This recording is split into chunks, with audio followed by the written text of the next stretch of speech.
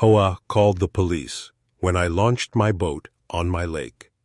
10 minutes later, I took control of their marina the moment my boat touched the water. I saw her face twist into that cold smile. The HOA president raised her phone and whispered something to the others. Moments later, red and blue lights flashed through the trees. They had called the police on me, on my own lake. But what they didn't know was that in just 10 minutes, I would own everything they feared losing most, their marina. Welcome back to HOA Secrets Uncovered, where every neighborhood hides a darker story than you think. My name is David. I'm just a regular homeowner living in a quiet suburban neighborhood. At least, it looks quiet from the outside, but behind the fresh-cut lawns and perfect mailboxes. The HOA rules the street like a shadow government. I never wanted trouble. I only wanted peace by the lake, but one morning, the HOA pushed too far, and what started with my boat in the water turned into a battle that would change everything. The lake looked so calm that morning. The water was like glass, no ripples, no noise, just silence and the sound of my boots pressing on the wet ground. I held the rope of my boat. My hands were steady. I had dreamed of this moment for months. My own boat, my own lake. A chance to breathe without rules choking me every second. But the quiet didn't last long, because she was already there. The HOA president, standing on the edge of the dock, arms folded, her eyes sharp like knives, her smile thin but cold, the kind of smile that isn't happy. It's hungry.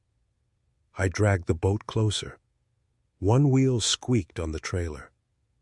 Her head tilted like she was watching a criminal commit a crime. "Morning," I said. But she didn't answer. She just lifted her phone, her finger moving fast on the screen. I know. What was happening? She wasn't texting a friend. She was calling backup. Behind her, 2 more board members appeared, one holding a clipboard, the other clutching a folder of papers like Holy Scripture. They whispered to each other. And then they stared at me like I was some kind of invader. But it wasn't their land. It wasn't their lake. The deed had my name on it. The documents were clear. I owned this shoreline. But to them, ownership didn't matter. Only control did. I pushed the boat into the water. Slow, careful. The sound of wood sliding against metal echoed louder than it should have, like a scream through the morning stillness. That's when she stepped closer. "You can't do that," she hissed. Her voice shook, but not from fear, from anger. I kept my eyes on the water. "Yes, I can," I said. Her jaw locked tight. "You're breaking the rules," she snapped. Her voice rose higher, enough to wake the houses nearby. Curtains shifted in windows. Heads peeked out. The neighborhood was watching, but I didn't stop. I untied the rope. I placed one foot in the boat, and then I heard it. The faint sound at first, but growing louder. Sirens, red and blue lights flashed through the trees. Closer, closer, until the reflection hit the water like blood and fire. She smiled now. The president's lips curled up like she had already won. Behind her, the board members nodded. They thought this was over before it even began. Neighbors stepped onto porches, some recording with their phones, others whispering, pointing. The police cruiser pulled up slow, tires crunching gravel, and 2 officers stepped out. The president rushed forward. "Officers," she said, her voice suddenly sweet, too sweet. "This man is trespassing. He's violating HOA rules. He's refusing to comply." She painted me as a criminal. Her tone was dripping with false kindness, but her eyes burned with victory. She thought she had me trapped. The officers walked toward me, calm, steady. One of them asked me to step back. The other asked for my ID. I handed it over. No shaking hands, no stutter. Because I knew something they didn't. The HOA thought the lake was theirs. They thought the marina was theirs. They thought every inch of this place bowed down to their boardroom papers. But the truth was buried in something stronger. The truth was written on the property deed. The truth had my name. The officers turned the papers in their hands. The HOA president leaned in, whispering to one of them, pointing at me like I was a monster crawling out of the water. But the officer held up a hand, cutting her off. And in that moment, her face froze, because he asked one simple question. Who actually owns this lake? The silence that followed was sharp.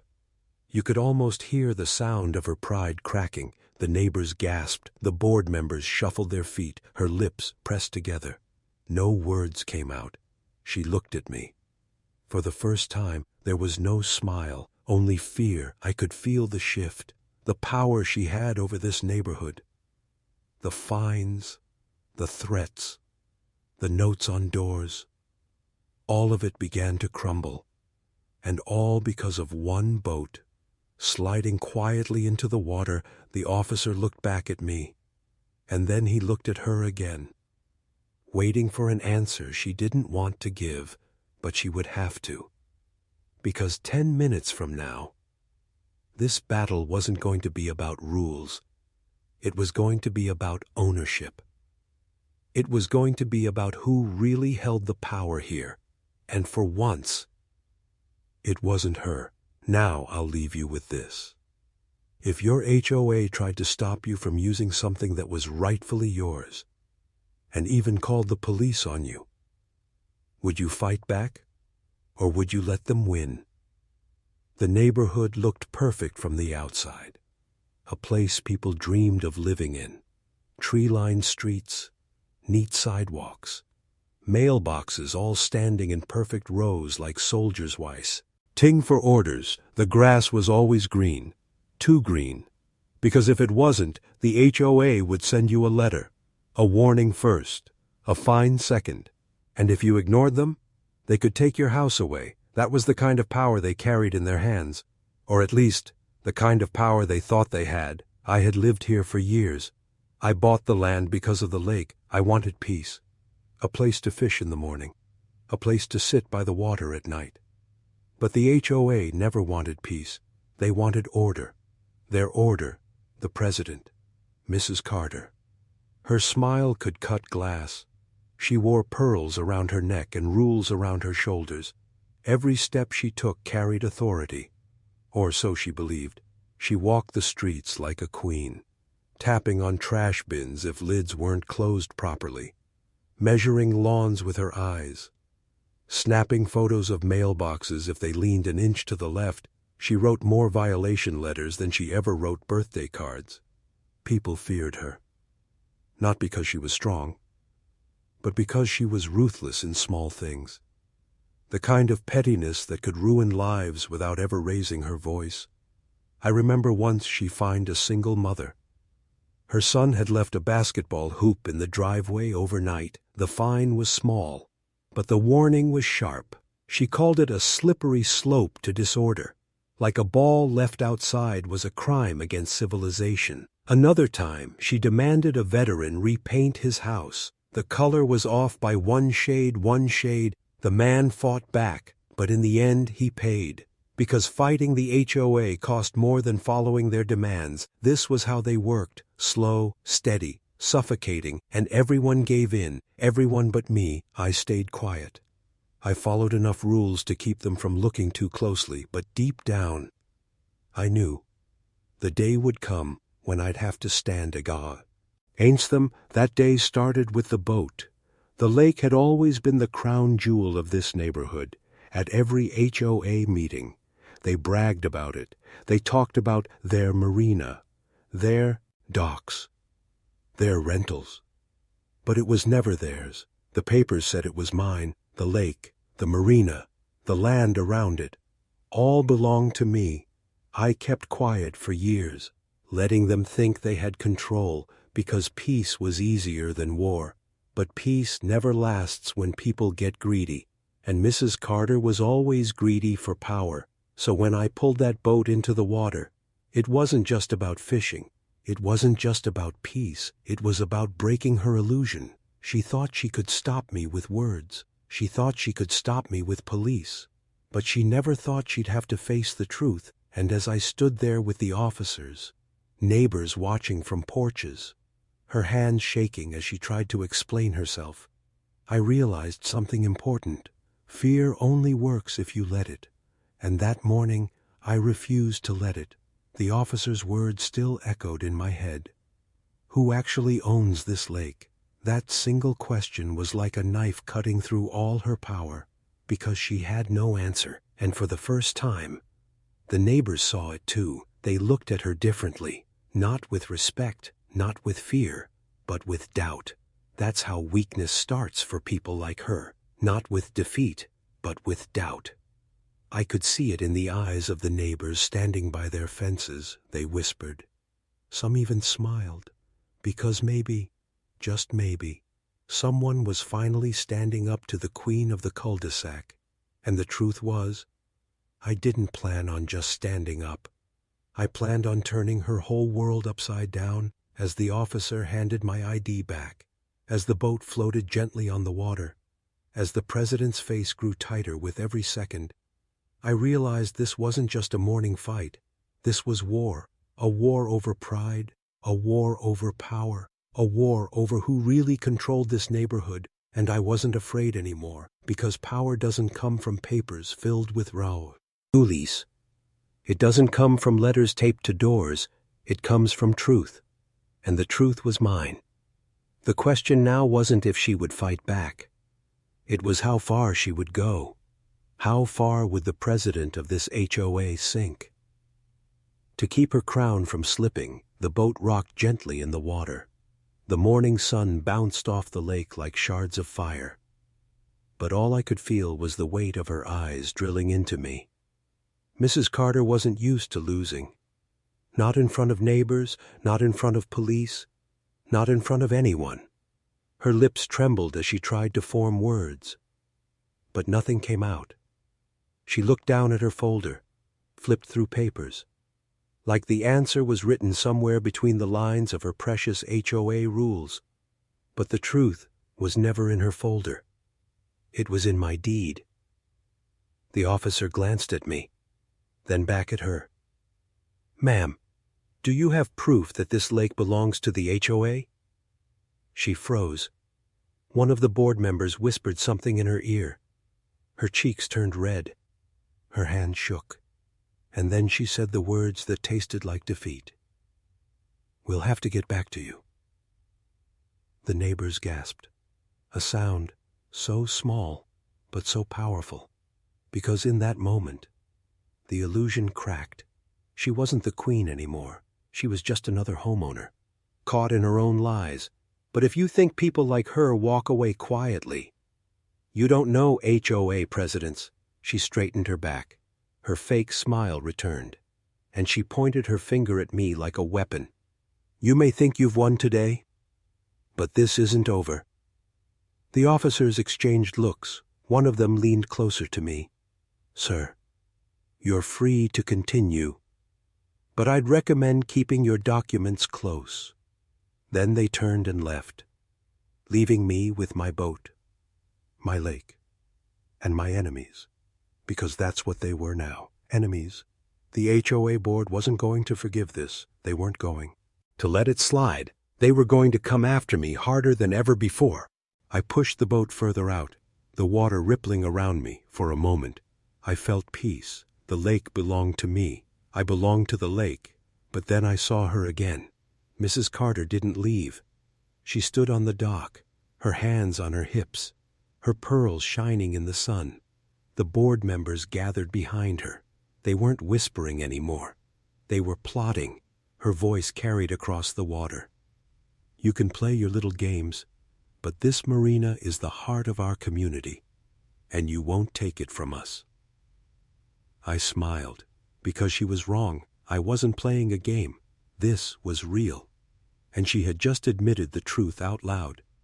The marina wasn't theirs. It was mine. Every dock, every rental slip, every boat tied to the shore, They had built it without ever checking who owned the land, and now, that mistake was going to cost them everything. But first, I had to endure what was coming. Because I knew Mrs. Carter, she would not stop at words. She would weaponize the rule book. She would send letters, fines, threats. She would turn the neighbors against me. She would try to drown me in paperwork until I gave up. But I wasn't going to give up. Not this time. Later that week. The first letter arrived. A bright yellow envelope taped to my front door. Violation notice. They claimed my fence was 1 inch too tall. They demanded I repaint it. They gave me 7 days or face a fine. I laughed when I read it, because the timing was no accident. It was her way of saying she still had power. But all I saw was desperation. The next day, another letter. This one about the length of my grass. Then another, about the trash bins on the wrong side of the garage, each one louder than the last, each one trying to break me down. But she didn't understand. I had lived with their rules for years. I knew their tricks, and this time, I was ready to fight back.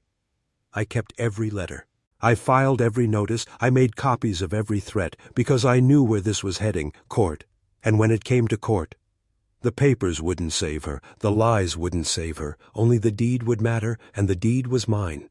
Every morning I walked down to the lake, and every morning she was there, watching me, her eyes narrow, her smile gone. The neighbors whispered when I passed. Some supported me, some were too scared to pick a side, but all of them were watching, waiting to see who would break first. The tension was thick, like a storm waiting to explode, and deep down, I almost welcomed it, because I knew once the storm came, only one of us would be standing on the dock. The board sent me another letter.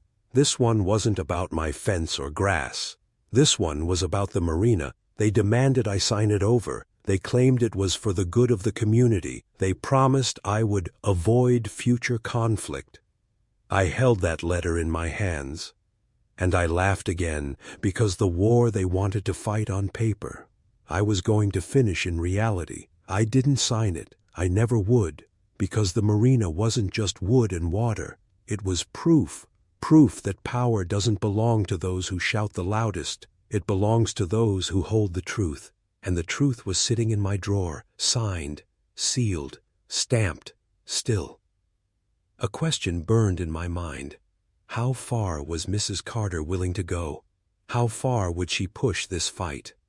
Before she finally understood the one thing she feared most, that she could never control me, the yellow envelopes kept coming, one after another, slipped under my door, taped to my fence, even tucked beneath my windshield wiper like trophies. The HOA wasn't just fighting me anymore. They were trying to bury me. Each letter was louder, harsher, more desperate. Violation for the mailbox, violation for the driveway cracks, violation for the size of the numbers on my house. It was endless. But I didn't crumble. I collected them, stacked them neatly in a drawer, like evidence in a case I was already building. Because deep down I knew, every letter they sent, every threat they wrote, was only proving how far they would go to keep their crown. Still, they weren't satisfied with letters. They wanted spectacle. One morning, I opened my curtains and saw it. A giant sign planted in my yard, painted red letters screaming, "Violation property." It wasn't legal. It wasn't official. But it was their way of turning the neighborhood against me. Neighbors walked by, eyes shifting, whispers growing louder. Some shook their heads. Some avoided eye contact. The president had made her move. She wanted me to look like the villain, but I wasn't afraid of her games. I pulled the sign out of the ground, tossed it into the back of my truck, and waved to the neighbors watching from the sidewalk. Their faces told me everything. They weren't sure who to believe anymore, her or me. And when doubt creeps into a community, the queen starts to lose her grip. That afternoon, she showed up at my door, not alone. 2 board members stood behind her, clutching folders and clipboards like shields. Her pearls gleamed under the sun, her lipstick sharp as blood. She didn't knock. She pounded. I opened the door slow. calm. She wasted no time. "You're destroying this community," she spat. Her voice was low, trembling with rage. "You think you can take our Marina, but you won't win." I didn't say a word. I just held up a folder of my own. Inside were copies of my deed, my documents, my rig. HTS, I let the papers speak for me. Her face tightened. Her nostrils flared for the first time. She realized I wasn't bluffing. This wasn't a homeowner she could scare with letters and signs. This was someone willing to fight her on her own battlefield. She leaned in close, her voice dropping to a whisper only I could hear. "If you don't stop, you'll regret it." The board members shifted nervously. One tugged at his collar. The other avoided my eyes, because even they knew. This wasn't about rules anymore. This was personal. The door closed between us. But the war didn't stop there. 2 days later, I received a thick envelope inside, a summons. The HOA was taking me to court. I smiled as I read the papers, because this was the moment I'd been waiting for. All their threats, all their fines, all their fake violations. They had finally put everything on the line, and I was ready. The day of the hearing. The board arrived in suits, polished shoes, pressed collars, smug expressions. Mrs. Carter walked in like royalty entering a throne room. Her eyes scanned the neighbors sitting in the back row. She wanted them to see her victory, but I wasn't alone either. I walked in with my folder, thick with documents, every letter, every violation, every piece of evidence, and most importantly, the deed. When the judge asked who owned the lake, I placed the deed on the table, signed, sealed, clear as day. The board shuffled nervously. The neighbors leaned forward, and Mrs. Carter's face turned pale. The judge's words were sharp. "This property, and the marina upon it, are legally owned by him." The silence in that room was heavy. You could feel the weight pressing down on the board. You could hear the sound of their empire cracking. Mrs. Carter tried to argue. She claimed community rights, tradition, board authority. But the judge cut her off.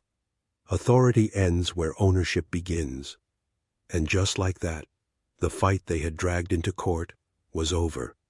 But victory didn't taste like I thought it would, because as I looked at Mrs. Carter's face, I saw something darker than defeat. I saw obsession. She wasn't going to stop. Not here. Not ever. She stormed out of the courtroom, her heels striking the floor like gunshots. The board followed behind her, their shoulders slumped, their pride gone. But I knew this wasn't the end. This was only the escalation, because people like her don't know how to lose gracefully. They only know how to strike harder. And the question was no longer if she would fight again. It was how far she was willing to go. The victory in court should have ended everything. The neighbors should have gone back to their lives. The HOA should have swallowed their pride and moved on. But that's not how it happened, because people like Mrs. Carter don't stop when they lose. They dig deeper, they claw harder, they twist every shadow into a weapon, and in a strange way, that's what made this next part even sweeter. It started small. The HOA board went quiet after the hearing. No more yellow envelopes, no more signs in my yard for a few days. It felt like peace had returned, but peace in this neighborhood never lasts, not when the president's crown has slipped. One evening, I walked down to the marina. The sun was setting, painting the water orange and gold. Boats rocked gently against the docks. The same docks they had built, the same docks they thought belonged to them, but now they belonged to me. I sat there, listening to the waves slap the wood, and I realized something powerful. The HOA had been running this marina for years. They charged fee. They rented slips, they acted like landlords, but none of that money was theirs. None of that property was theirs. They had been trespassing all along, and with one ruling, with one deed, all of it fell into my hands. The slips, the docks, the rental contracts. Every dollar the marina made was mine now. It hit me like a tidal wave, the place they bragged about at every meeting, the jewel of their power, had slipped from their fingers and landed in mine when I walked back to the street. The neighbors were waiting. Some stared in silence. Others approached me cautiously. "Is it true?" one whispered. "That you own the Marina?" I nodded. Their faces shifted. Some amazed, some shocked, and some afraid. Because they knew what it meant. The Queen had been dethroned. The board had been stripped. And the man they tried to ruin was now in charge of everything they loved most.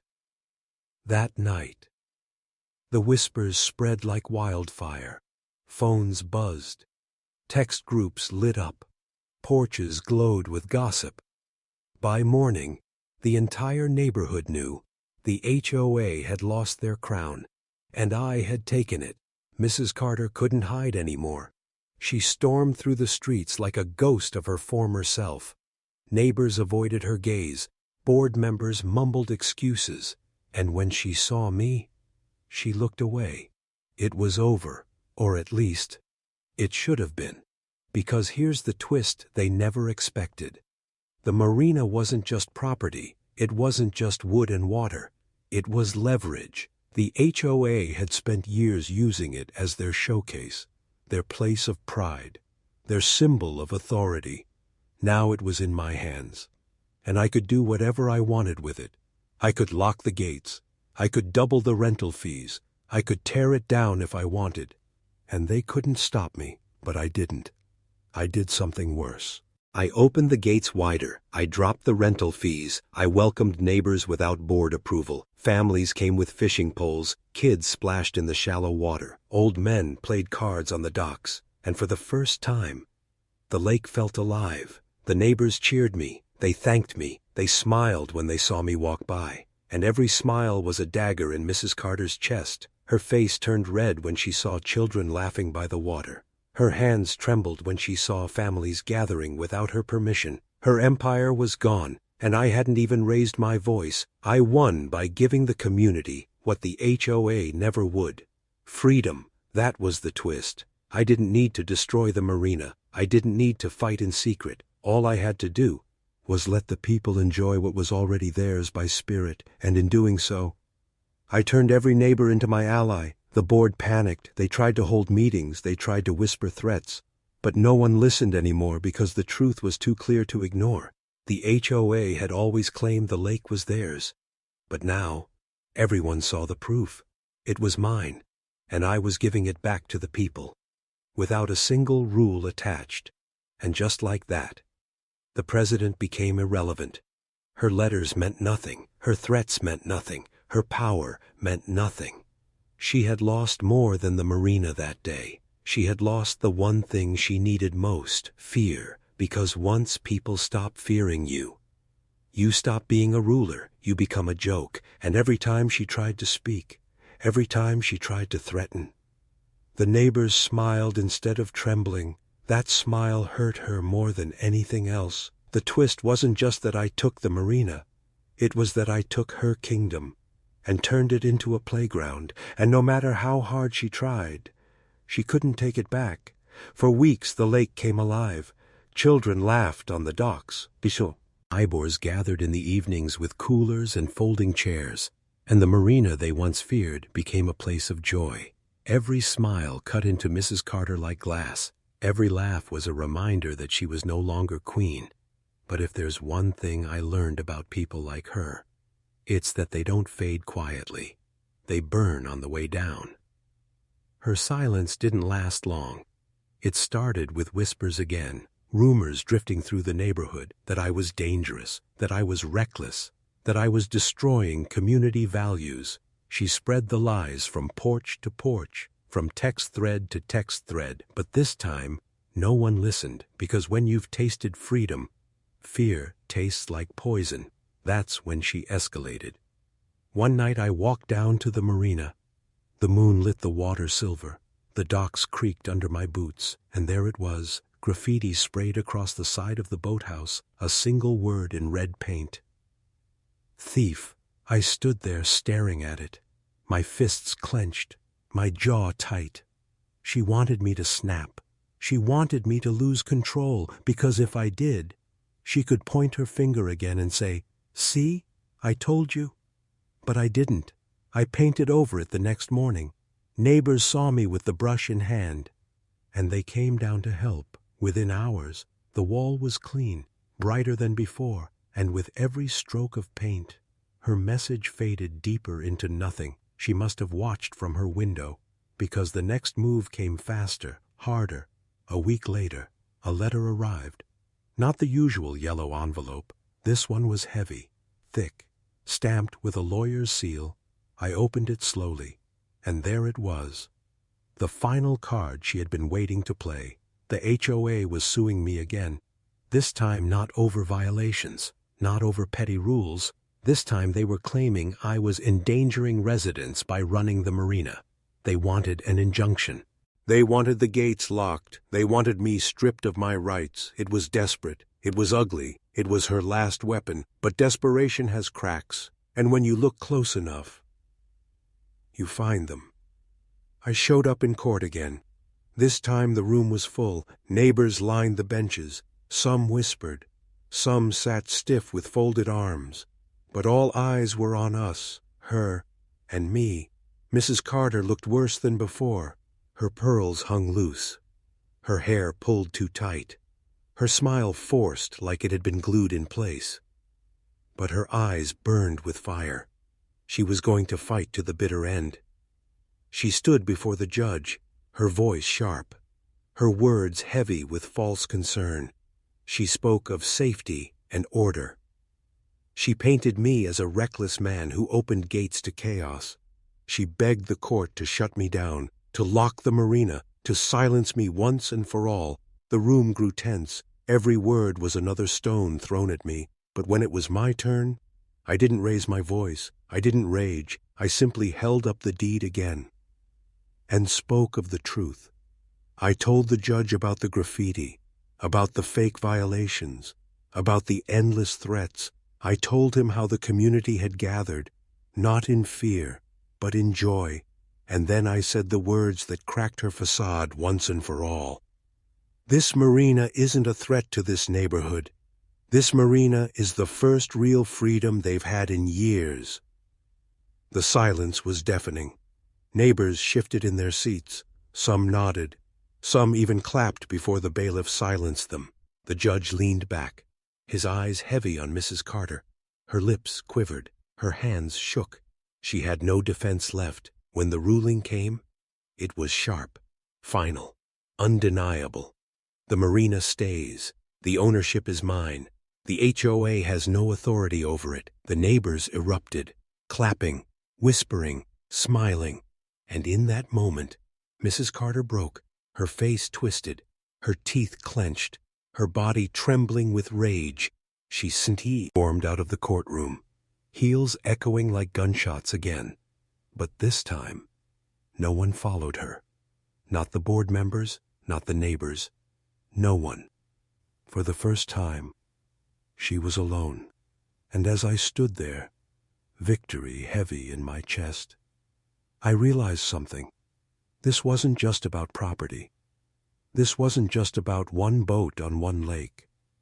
This was about power. And the moment it shifts, and in that moment, it shifted completely.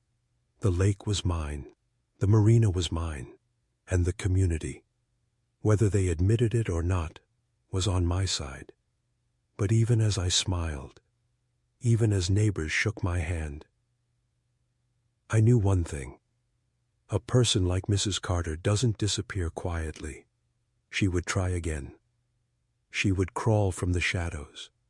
She would fight until the last breath in her chest. And the question wasn't whether she would strike back. The question was how. The courtroom victory should have been the end. But the truth about people like Mrs. Carter is simple. They don't just fade away. They linger. They whisper. They claw at the walls of a kingdom that no longer exists after that day. The marina was mine without question. The gates open, the docks alive with laughter, children running barefoot on the planks, neighbors casting lines into the water, families grilling by the shore. The lake finally looked the way it was meant to look. Free, but freedom always tastes bitter to those who thrived on control. And from her porch, Mrs. Carter watched it all like a ghost haunting her own empire. Sometimes I caught her standing at the edge of her driveway, arms folded, face tight. Her eyes followed me whenever I walked past. No words, just silence heavy with rage. The other board members began to slip away.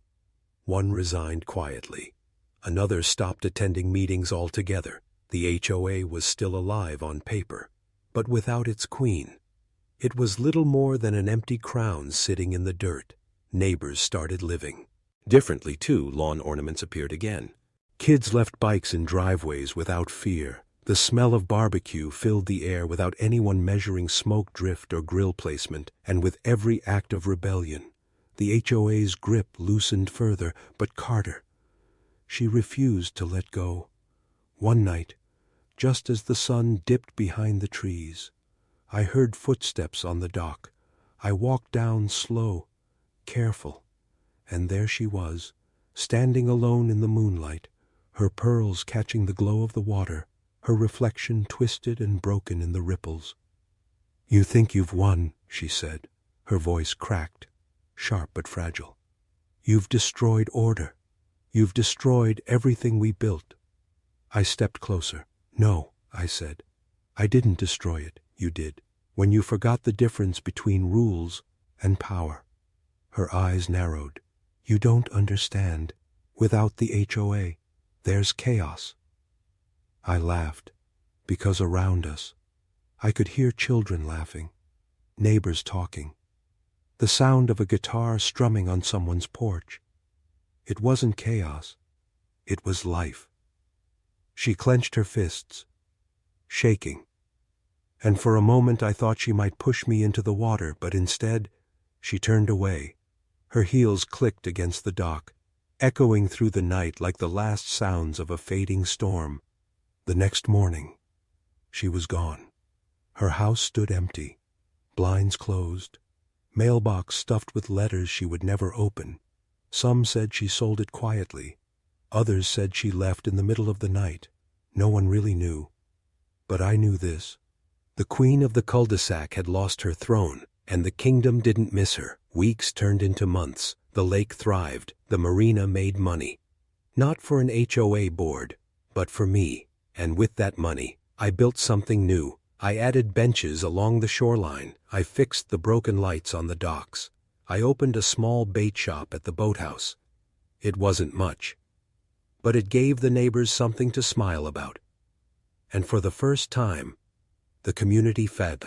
Yet like a real community, not a kingdom ruled by fear, but sometimes, late at night, I still thought of her, Mrs. Carter.